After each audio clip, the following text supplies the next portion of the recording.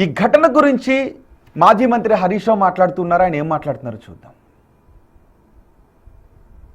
ఆ కుటుంబానికి అండగా ఉంటాం, ధైర్యాన్ని ఇస్తాం. ఆ అమ్మాయి పూర్తిగా నయమయ్యేదాకా కూడా ఆ కుటుంబానితో పాటు మేము ఉంటామని తెలియజేస్తూ, ఇప్పటికైనా ప్రభుత్వం మేల్కొని మంచి వైద్యం ఇవ్వండి. అమ్మాయికి సర్జరీ చేయాలి. రెండు వైపులా చేతులు ఫ్రాక్చర్స్ ఉన్నాయి. ఇంకా సర్జరీ కూడా ఆలస్యం చేస్తూ ఉన్నారు.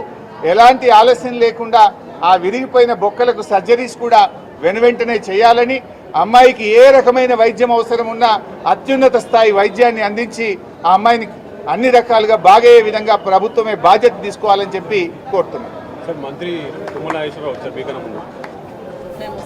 వస్తే లాభం బాబు, ఈ బిల్లులు చూడాలి కదా మంత్రి గారు, మందులు ఇస్తున్నారా లేదా అని అడగాలి కదా. నేను అడిగితే పాపం ఇవోసారి బయట కొనుక్కొచ్చుకుంటున్నామని బిల్లులు తెచ్చి నాకు చూపించారు. అంటే ఏం బాధ్యత, రావడం పోవడం చూడడం కాదు కదా, కుటుంబానికి ఏం కావాలి, ఏం జరుగుతుంది అని అడగాలి కదా. ఎవరైనా సరే తప్పు చేసిన వాడిని శిక్షించాల్సిందే, హూ ఎవర్ ఇట్ ఈస్.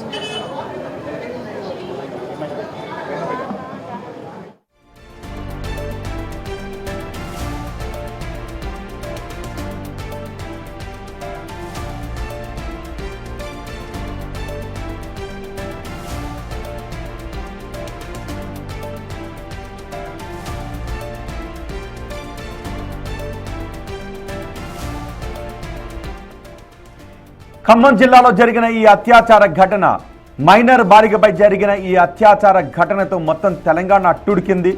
ఆ పాపకు న్యాయం చెయ్యాలి అంటూ ఖమ్మంలో నిరసన ర్యాలీ చేస్తున్న దృశ్యాలు మీరు బిగ్ టీవీ స్క్రీన్ పైన చూస్తున్నారు. పార్టీలకు అతీతంగా ఆ దుర్మార్గుని కఠినంగా శిక్షించాలి అని డిమాండ్ చేస్తున్నారు. మరోవైపు బాలికకు చికిత్స అందిస్తున్న డాక్టర్లను మంత్రి తుమ్మల నాగేశ్వరరావు కలిశారు. డాక్టర్లతోనూ ఆసుపత్రి డైరెక్టర్తోనూ తుమ్మల మాట్లాడారు. అత్యాధునిక వైద్యాన్ని అందించడానికి ఏర్పాట్లు చేయాలి అని సూచించారు. బాలిక ఆరోగ్య పరిస్థితి ఎలా ఉందో డాక్టర్లతో మాట్లాడారు. ఒకసారి తుమ్మలు ఏం మాట్లాడారో చూద్దాం.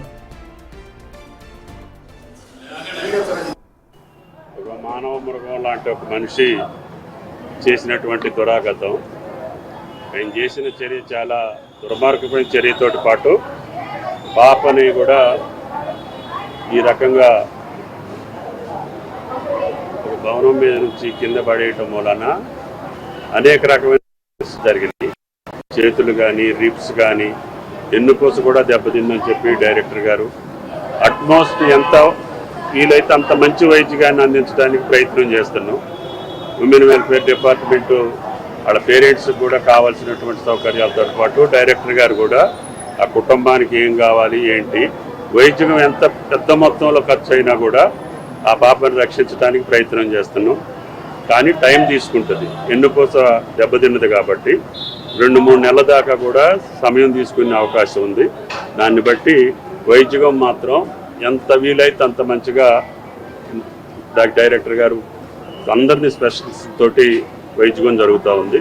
భగవంతుడి దయ వల్ల ఆ పాప కోలుకోవాలని కోరుకుంటున్నాం. బాలికపై అత్యాచారానికి పాల్పడిన నిందితుడు మహమ్మద్ గౌస్ పాషాను ఎన్కౌంటర్ చేయాలనే డిమాండ్ వినిపిస్తున్నాయి. ఖమ్మంలో విశ్వ హిందూ పరిషత్, బజరంగ్ దళ్ నేతలు నిరసనకు దిగారు. నిందితుడిని ఎన్కౌంటర్ చేయాలి అంటూ భారీ ర్యాలీ తీసి రాస్తారోకో చేశారు. ఒక కామాంధుడు మహమ్మద్ గౌస్ పాషా అనే వ్యక్తి, అతను ఇంతకు ముందు నేర చరిత్ర కూడా ఉందనేది ఒకటి వినపడుతుంది మనకి. వాడు చేసిన తప్పు కప్పిపుచ్చుకోవడానికి ఒక పాపని 3 అంతస్తుల బిల్డింగ్ నుంచి కిందకి ఎత్తేసాడంటే, అంటే వాడి తర్వాత నన్ను ఎవరు ఏం చేయలేరు అనే ధైర్యం వాడికి ఉన్నది కాబట్టి వాడంత దారుణానికి వాడు ఒడిగట్టిండు.